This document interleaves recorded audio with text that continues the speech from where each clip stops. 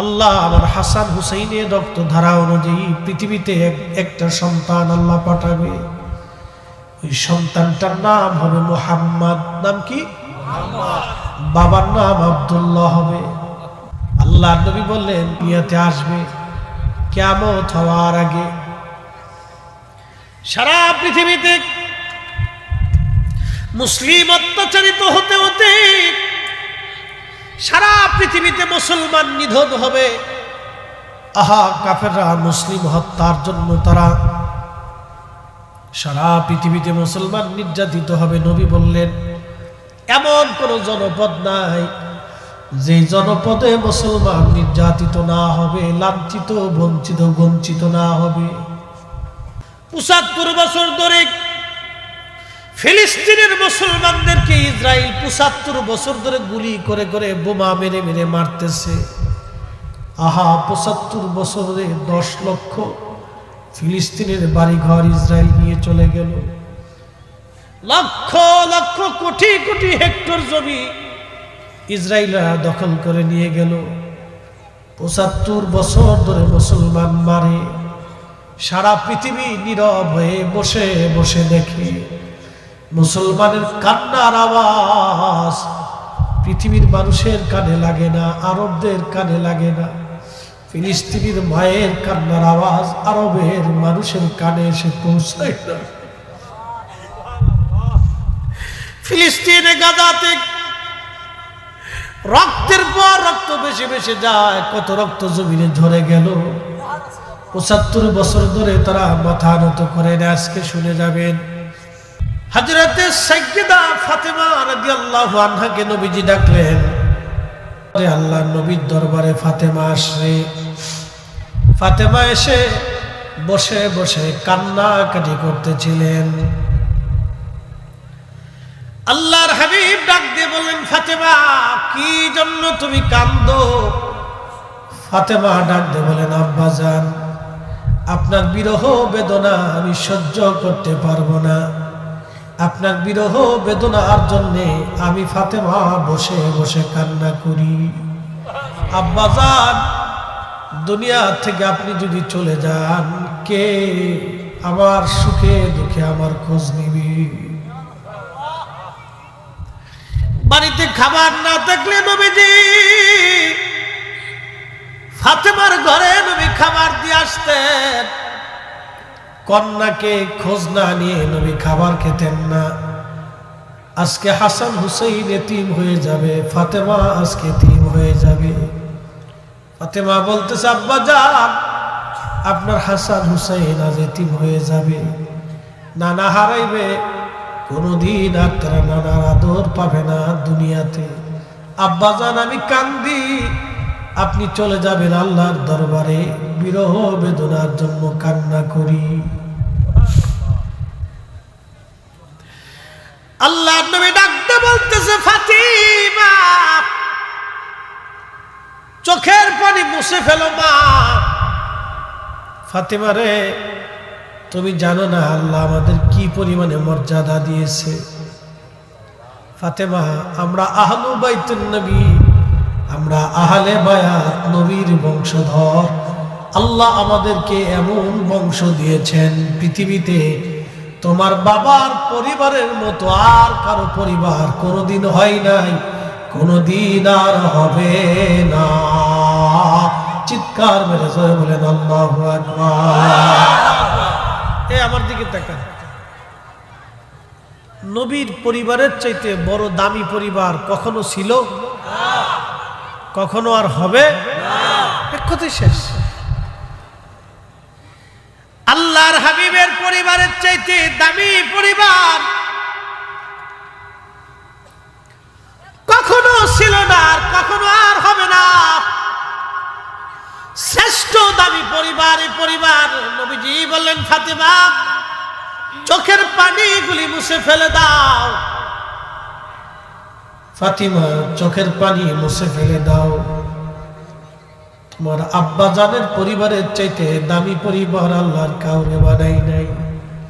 ফাতিমা শুনো, তোমার আব্বা জানের চাইতে সৃষ্টিতে আল্লাহ কারো মর্যাদা এত বেশি বানাই নাই। ফাতেমা রে, তোমার আব্বাজানকে আল্লাহ হাবিবুল্লাহ বানাইছে।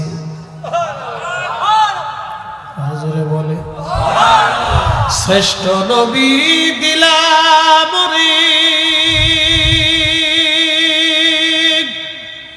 তরিয়ে নিতে রোজাসরে, শ্রেষ্ঠ নবী দিলাম রে তরিয়ে নিতে রোজাসরে, পথ না ভুলি তাই তো দিলে, পথ না ভুলি তাই তো দিলে, পাক কোরআনের বাণী খোদা তোমার মেহেরবানি। ফাতিমা শুনো রে ফাতিমা, তোমার এই আহলে বাইতে পরিবারের চাইতে দামি পরিবার আর পৃথিবীতে কারো নাই। এই পরিবারের দাম কত তুমি শুনে যাও রে ফাতেমা। তোমার আব্বাজানকে আল্লাহ সৃষ্টির মধ্যে, জগতের মধ্যে আল্লাহ সর্বশ্রেষ্ঠত্ব মর্যাদা আল্লাহ তোমার আব্বাকে দিয়েছে। ফাতিমা, আল্লাহ তোমারে দুইটা সন্তান দিয়েছে। ফাতেমা, এই দুইটা সন্তান আল হাসান ওয়াল হুসাইন সাইয়্যিদা শাবাবি আলিল জান্নাহ। কোন মেয়ের গর্ভে আল্লাহ আমার হাসান হুসাইনের মতো সন্তান কখনো আর দেবে না, কখনো আর হয় নাই। ফাতেমা, চোখের পানি মুছে ফেলো। ফাতেমা, আল্লাহ তোমার পরিবারে কত বড় সম্মান দিয়েছে আমাদের পরিবারে। শোনো ফাতেমা রে, তোমাকে আমি আলীর সাথে বিয়ে দিয়েছি। আমার আলী কাবায় জন্ম নিয়েছে। আমার আলী 10 বছর বয়সে কালেমা শহীদ পড়ে মুসলমান হয়েছে। জাহিলিয়াতের শরাবি খারাবি নাপাকি হারামি আমার আলীর শরীর স্পর্শ করে নাই। একসাথে বলবেন সুবহানাল্লাহ। জাহিলিয়াতের শরাবি খারাবি হারামি নাপাকি আমার আলীর শরীর স্পর্শ করে নাই রে ফাতেমা। তোমার সাথে আলীর সাথে যে বিয়ে হয়েছে ফাতেমা, তুমি জানো না এই বিয়েটা তোমার আব্বাজানের ইচ্ছায় হয় নাই। এই বিয়ের সরাসরি ঘটকালি যিনি করেছেন তিনি আমার আল্লাহ আল্লাহ আল্লাহ আল্লাহ আল্লাহ। ফাতেমা রে, কোন নারীর বিবাহের ঘটকালি আল্লাহ সরাসরি করে নাই। তোমার বিবাহের ঘটকালি আল্লাহর পছন্দ। তোমার স্বামী আল্লাহ নিজে পছন্দ করে দিয়েছে। আস্তে হয়ে গেল না, জোরে বলো। ফাতেমা রে, তোমার স্বামী আমি পছন্দ করি নাই, তোমার স্বামী আল্লাহ নিজে পছন্দ করেছে।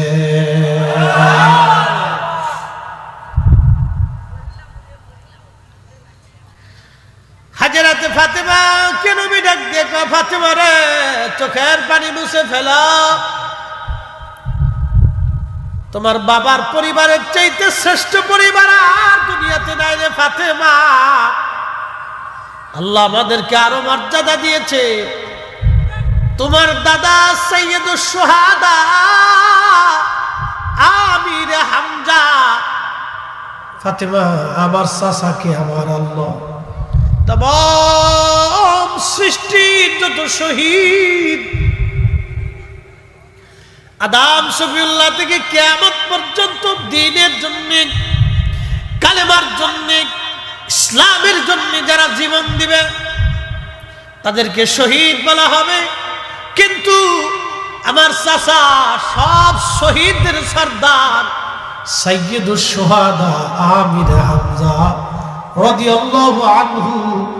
ফাতেমারে চোখের পানি মুছে ফেলো, উনি আমার বংশের, আমার চাচা, তোমার দাদা একবার জোরে বলা যাবে কি মারহাবা। আল্লাহু আকবার। ইয়া রাসূলুল্লাহ। ঘরে ঘরে জালো, ঘরে ঘরে জালো, ঘরে ঘরে জালো, ঘরে ঘরে জালো। আল্লাহু আকবার। আচ্ছা বলেন তো, পৃথিবীর সমস্ত মানব জাতি যদি আহলে বাইতে রসুলের বিরুদ্ধে ফতোয়া দেয়, আহলে বাইতে রসুলের মর্যাদা কমে যাবে? একসাথে বলেন, কমে যাবে? মুসলমান তাদের অন্তরে ভালোবাসা, আহলে বাইতে নবীর মহাব্বত তাদের অন্তর থেকে মুছে যাবে? পৃথিবীর কোন শক্তি আল্লাহ নবীর আহলে বাইতের মহাব্বত মুসলমানের কলিজা থেকে সরাইতে পারবে না, ঠিক কিনা?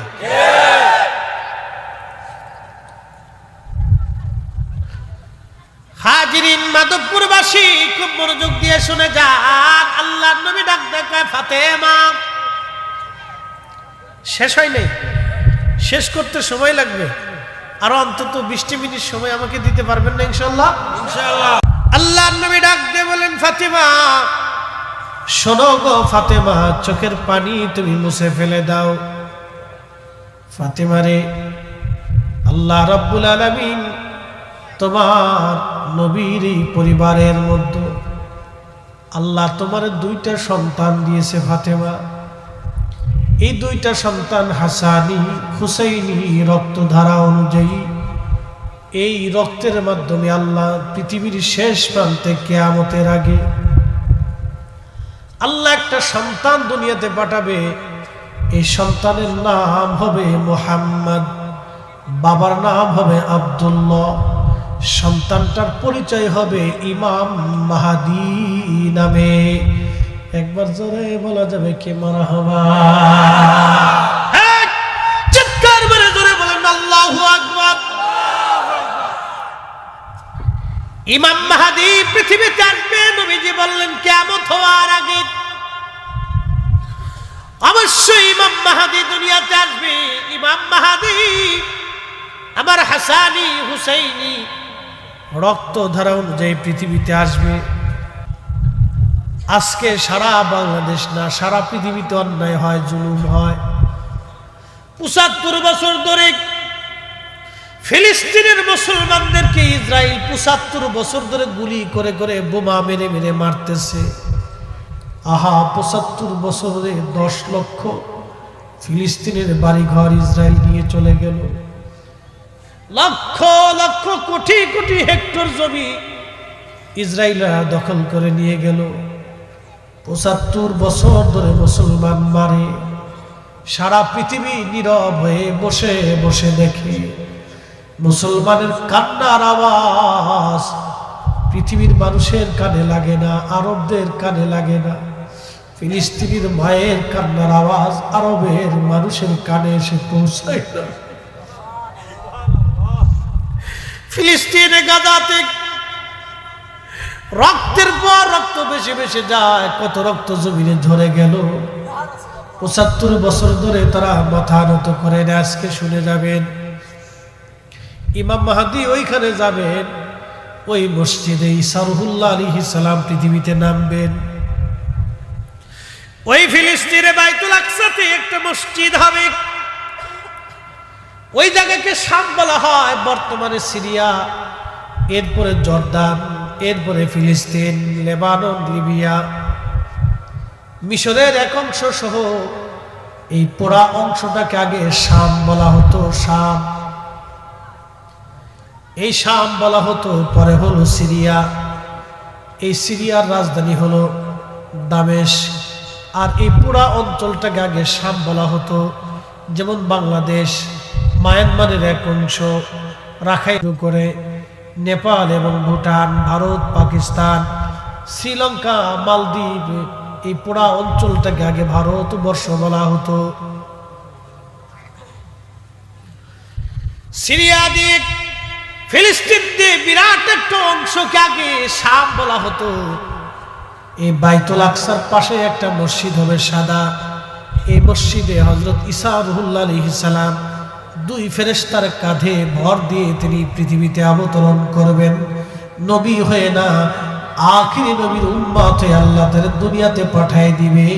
জোরে বলা যাবে কি ইয়া রাসূলুল্লাহ।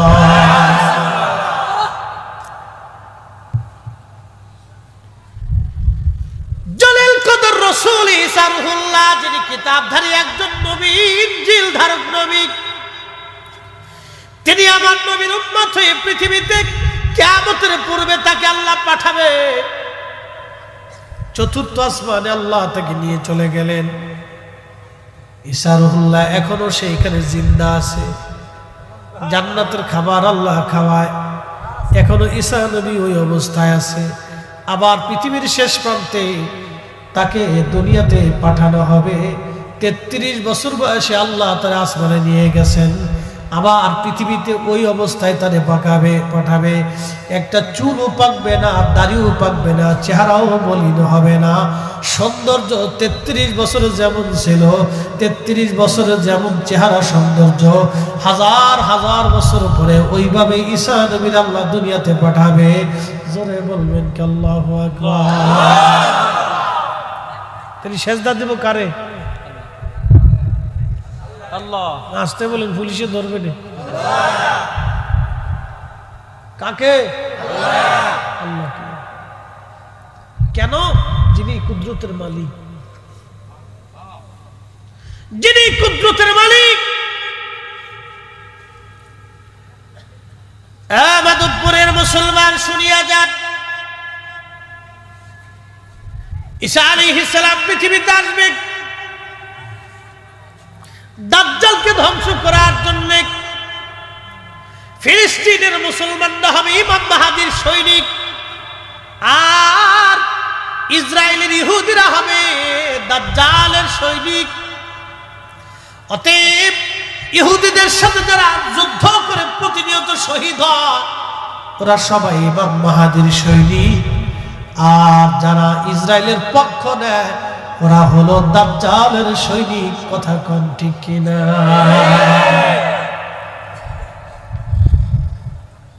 ধর্ম বুঝে যাবেন।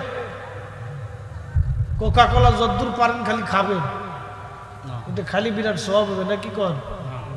হ্যাঁ, ইসরায়েলের কোনো পণ্য খাবেন না।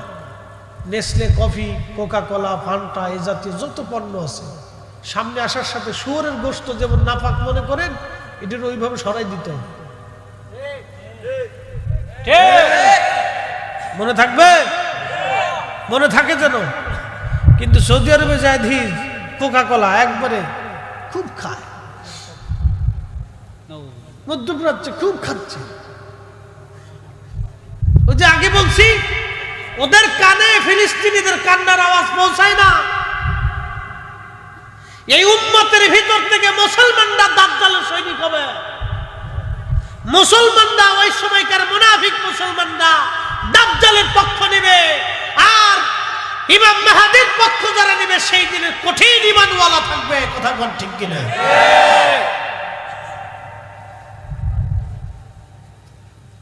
টুপি মাথায় দিয়ে, জুব্বা গায়ে দিয়ে, পাগড়ি মাথায় দিয়ে রাস্তায় হাঁটলে যদি ইমানদার হওয়া যেত তাহলে কাজই হয়েছিল। আজকে বলে দিয়ে যায়, অজুবিহীন আজকে সারা রাত্রে যদি তাহাজ্জুদ পড়েন হবে? আজকে সারা রাত যদি নামাজে দাঁড়ান, মসজিদে অজু নাই, নামাজ হবে? তো এইরকম ঈমানবিহীন সারা জিন্দেগি আমল হলেও জান্নাতে যাওয়ার আশা করা যাবে না। আরো পরিষ্কার বুঝাই, আপনাদের এলাকায় জেলেরা মাছ মারে না? প্রচন্ড শীতের মধ্যে হাওরে মাছ মারতে যায়। আপনারা যখন কাঁথা কম্বল দিয়ে ঘুমান, তখন তারা ঠান্ডা পানির ভিতরে মাছ শিকার করে, মাছ ধরে। সকালবেলা এসে 500-1000 টাকা বিক্রি করার জন্য সারা রাত পরিশ্রম করে। আচ্ছা, মাছ ধরে যে ডোলই বা খালই বা খোলইর মধ্যে রাখে, ওটা আপনাদের দেশে কি বলে? ডুলা। ডুলার নিচে যদি ভাঙ্গা থাকে আর জেলে যদি সারা রাত মাছ মারে আর ডুলার মধ্যে রাখে, মাছ থাকবে? সকালবেলা মাছ পাওয়া যাবে? মুসলমানের ঈমান হচ্ছে আমল রাখার ডুলা। মুসলমানের ঈমান হচ্ছে আমল রাখার ডুলা। মুসলমানের ঈমানের বাক্স যদি ভাঙ্গা থাকে, তাহলে সারা জিন্দেগি আমল হলেও জান্নাত হবে না। আর মুসলমানের ঈমানের মূল ফাউন্ডেশন হচ্ছে আল্লাহ রাসূলের ভালোবাসা। যেই মুসলমানের অন্তরে রাসূলের ভালোবাসা নাই, আহলে বাইতের মহব্বত নাই, সে মুসলমান কামিল হতে পারে না। কথা কোন ঠিক? আল্লাহু আকবার। ইয়া রাসূলুল্লাহ জিন্দাবাদ, ইয়া রাসূলুল্লাহ। আল্লাহু আকবার।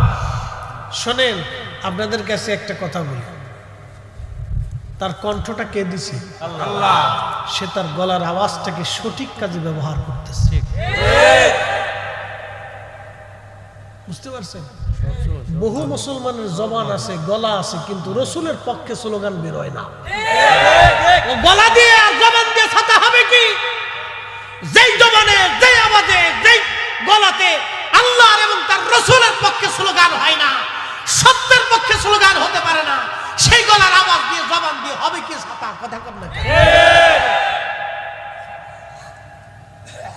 আপনাকে হককে হক বলতে হবে, না হককে না হক বলতে হবে, সত্যকে সত্য বলতে হবে, মিথ্যাকে মিথ্যা বলতে হবে।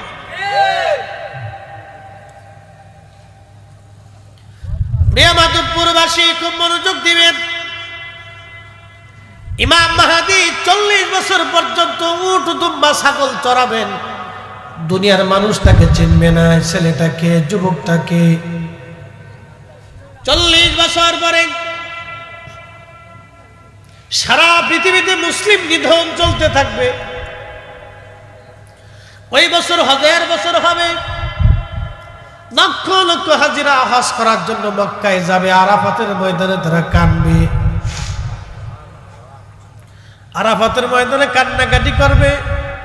মুজদালিফা হয়ে, মিনার মাঠ দিয়ে, জমারাত হয়ে হাজিরা হজ শেষ করে হজের কর্মকাণ্ড, জমারাতে পাথর মেরে তারা কাবায় আসবে। কাবায় এসে ফরজ তাওয়াফ করতে থাকবে। ওই ফরজ তাওয়াফ করার সময় ইমাম মাহদী আলাইহিস সালাম তিনি তাওয়াফ করতে থাকবে।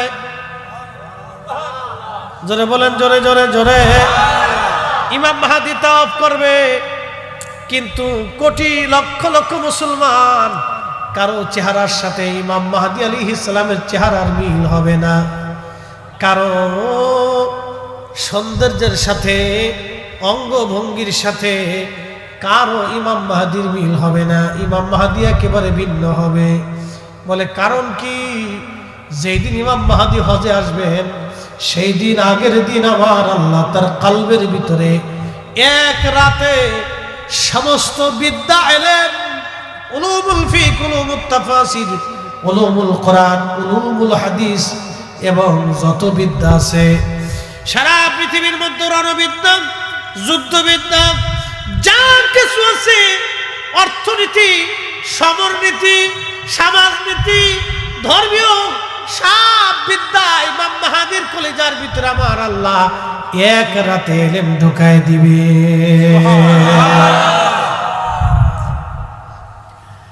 আল্লাহ তার রাসূলের বংশের একজন আওলাদ ইমাম মাহদীর কলবের ভিতরে যদি এক রাতে সমস্ত বিদ্যা আল্লাহ ঢুকিয়ে দিতে পারে, তাহলে বলেন তো, যে রক্তের উসিলায় ইমাম মাহদী মাহদী হয়েছে, নবীর রক্ত ছাড়া মাহদী কখনো মাহদী হতে পারবে না। ঠিক কিনা? যেই নবীর রসুলে, যেই নবীর নসলে, যেই নবীর রক্ত হওয়ার কারণে ইমাম মাহদীর মাহদী এত বড় দাম, যার রসুলের কারণে এক রাতে আল্লাহ 40 বছর পরে আমার আল্লাহ তার কলবের মধ্যে বিদ্যা ঢুকায় দিবেন। তাহলে বলেন তো, সেই নবীর এলেম কত? ওই নবীর এলেম নিয়ে যারা প্রশ্ন তোলে, তারা কখনো মুমিন হতে পারে না। কথা কোন ঠিক কিনা? এটা ইমাম মাহদী পৃথিবীতে আসবে, কিন্তু আসার আগে একটা ঘটনা ঘটবে। কি ঘটনা? এবার শোনাই দিয়েছে। পৃথিবীতে 2টা নদী আল্লাহ জান্নাত থেকে আসা। একটা নদীর নাম ফুরাত নদী, আর একটা নদীর নাম নীল নদী। কয়টা নদী? 2টা নদী জান্নাত থেকে আসা। একটা নদীর নাম নীল নদ, আর একটা নদীর নাম ফুরাত। এই ফুরাতের তীরে পৃথিবীর সবচেয়ে বিভীষিকাময় কঠিন জুলুম সংঘটিত হয়েছিল, সেটা কারবালার ঘটনা। ইমাম হুসাইন রাদিয়াল্লাহু আনহুর সাথে নির্মমভাবে সেই দিন সপরিবারে তাকে শহীদ করা হয়েছিল। আহা, ফোরাত নদীর পানি আজও প্রবাহিত হয়, কিয়ামত পর্যন্ত এই পানি বহমান থাকবে, কোনোদিন এই পানি শুকাবে না। কিন্তু একটা দিন এই পানি শুকায় যাবে। সহিহ বুখারীর কিতাবুল ফিতানের মধ্যে নবী বলেছেন, আল্লাহ রাসূল বলেছেন, কিয়ামতের আগে এই পানি শুকায় যাবে। পানি শুকাইয়া ফোরাত নদীর নিচ থেকে সামনের পাহাড় ভেসে আসবে। সুবহানাল্লাহ। এই পানি শুকিয়ে যাবে, পানির নিচে সামনের পাহাড় ভেসে আসবে। ওই সামনের পাহাড় দখলকে কেন্দ্র করে পৃথিবীতে মহাযুদ্ধ হবে, বিশ্বযুদ্ধ হবে, আর একটা মহাযুদ্ধ হবে। শুধু বিশ্বযুদ্ধ না, মহাযুদ্ধ হবে। প্রত্যেক 100 জন মানুষের ভিতরে 99 জন মানুষ যুদ্ধ করে করে মারা যাবে। 100 জন মানুষের ভিতরে 99 জন পৃথিবীর মানুষ মারা যাবে, একজন মানুষ পৃথিবীতে বেঁচে থাকবে। তারপরে আমার আল্লাহ ইমাম মাহদীকে দুনিয়াতে পাঠাবেন। একবার জোরে বলা যাবে কি আল্লাহু আকবার। ও মাধবপুরের মুসলমান, ইমাম মাহদী দুনিয়াতে আসবে, সেই ঘটনা আজ আপনাদেরকে শোনাইতেছি। কারণ আল্লাহর নবী বলেন, ফাতেমা তুমি তোমার চোখের পানি মুছে ফেলে দাও। মুছে ফেলে দাও এই জন্য তোমার 2টা সন্তানের রক্ত ধারা অনুযায়ী আল্লাহ এমন একজন ইমাম দুনিয়াতে পাঠাবে। আমি যেইভাবে কালেমার পতাকা আল্লাহর আকাশে উড্ডীন করেছি, আমার ইমাম মাহদী ওইভাবে সারা পৃথিবীর রন্দে রন্দে কালেমার পতাকা উড়াইবে। এমন ভাবে আমার মাহদী কালেমার পতাকা উড়াবে, পৃথিবীর এমন কোন জমিনের ইঞ্চি মাটি থাকবে না যেখানে কালেমার আযান পৌঁছায় না যাবে। একবার জোরে বলা যাবে কি ইয়া রাসূলুল্লাহ। আহলে বাইত রাসূলের দাম আছে না নাই? এটাকে আমি দিছি না আল্লাহ দিছে? শুনে যান আরো কত দাম এদের, বলবো না? কষ্ট হচ্ছে? সর্বনাশ, 20 মিনিট চাইছিলাম, 1 ঘন্টা হয়ে গেছে। কয় যাইব? ফজর ফজর ফজর ফজর কি বরাবর মুসল্লিরা ফজর পর্যন্ত চলবে? চলবে? হ্যাঁ, যে শক্ত আছে দিবি, পাকা মুসল্লি, বাপরে বাপ। ছোট ছোট মানুষ একবার সামনে বসে দিছে। এ মনোযোগ দেন না, বেশি রাত করবো না, ভয় নাই, শেষ কথাটা বলতেছি। ঈসা আলাইহিস সালামকে আল্লাহ আসমান থেকে 2 ফেরেশতার কাঁধে ভর করে নামাবে। কয় ফেরেশতা? 2 ফেরেশতার কাঁধে ভর দিয়ে তিনি নামবেন। তিনি ওই ফিলিস্তিনের ভিতরে একটা সাদা মসজিদ থাকবে, সাদা মিম্বর থাকবে, মিনারা থাকবে। ওই মিনারার উপরে ওনাকে ফেরেশতারা নামাবে, আর মুসলমানরা মই দিবে। মই চিনছেন নি আপনারা? এই মই দিয়ে তাকে নামানোর চেষ্টা করা হবে। মই বেয়ে বেয়ে তিনি নিচে নামবেন। নিচে নেমে তিনি ওইখান থেকে সরাসরি মুভ করবে, মার্চ জিহাদের জন্য। একসাথে বলবেন আল্লাহু আকবার। আল্লাহু আকবার। কিসের জন্য? জোরে কর। আপনারা তো জিহাদ করা ভুলে গেছে। সুফিরা জিহাদ থেকে ভোলার কথা না তো। শাহজালালি আমিনী মুজাররদি তিনি খালি খানকার পীর ছিলেন না, তাসবিহ টিপেন নাই, তলোয়ার নিয়ে জিহাদ করেছেন। কথা কন না কেন? আল্লাহু আকবার। ইয়া রাসূলুল্লাহ। বসিয়া সাহেব গড় যাও, আরেকবার গড় যাও, আরেকবার। আল্লাহু আকবার। প্রিয় মাধবপুরের মুসলমান, খুব মনোযোগ দিয়ে কথাগুলি শুনে যাবেন। হযরতে ঈসা রুহুল্লাহ সরাসরি ওখান থেকে মুভ করবেন, মার্চ করবেন। মুসলমানদেরকে নিয়ে, সেনাবাহিনী নিয়ে সরাসরি মক্কাতুল মুকাররমায় আসবেন। আজাদ হয়ে যাবে মক্কা। দাঁড়িয়ে থাকবেন হেরেমে মাকাম ইব্রাহিমের সামনে, হাজরে আসওয়াদের পাশাপাশি। হযরত ইমাম মাহদী একবার জোরে বলবেন আল্লাহু আকবার। ইমাম মাহদী আলাইহিস সালাম দাঁড়ানো থাকবেন, ঈসা রুহুল্লাহ আসবেন। ঈসা নবী আসার পরে নামাজের ওয়াক্ত ইমাম মাহদী আলাইহিস সালাম ডাক দেবেন, হে আল্লাহর নবী, যদি এই উম্মতের এই নবীর উম্মত হয়ে আপনি আসছেন, আপনি সম্মানিত, আজকে আপনি হেরেমে কাবাতে আপনি ইমাম হবেন, আমরা মুসল্লি হব। হযরত ঈসা নবী ডাক দিয়ে বলবে, ও মাহদী, হে ইমাম মাহদী, আমি এই উম্মতের মর্যাদার কথা শুনি, আমি আল্লাহর দরবারে এই নবীর উম্মত হওয়ার বাসনা করেছিলাম। এই উম্মতের মর্যাদা মর্যাদা মর্যাদা, এই উম্মতের দাম মর্যাদা শুনে আমি ঈসা নবী নবুয়ত থাকার পরেও আমি এই নবীর উম্মত হওয়ার বাসনা করেছিলাম, বারে বারে দোয়া করেছিলাম।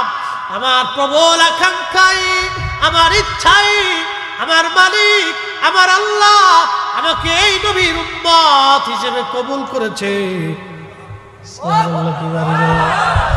আচ্ছা বলেন, এই উম্মতের দাম আল্লাহ এত দিলেন বিড়ি টানার জন্য, ঘুষ খাওয়ার জন্য, সুদ খাওয়ার জন্য, নেশা করার জন্য, মদ খাওয়ার জন্য, অকাম কুকাম করার জন্য, অন্যের জমি দখল করার জন্য, অন্যের মাল কেড়ে খাওয়ার জন্য।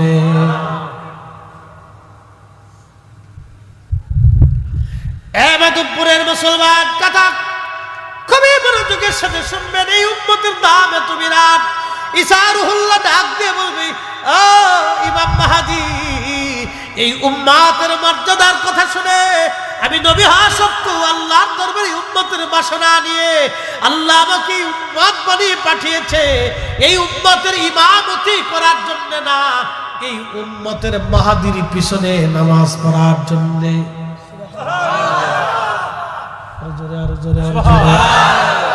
মাহদীকে সরাসরি হাসানি হুসাইনি, সরাসরি রাসূলুল্লাহর রক্ত, আল্লাহর হাবিবের রক্ত, হাসানি হুসাইনি, হাসানি হুসাইনি, হাসানি হুসাইনি।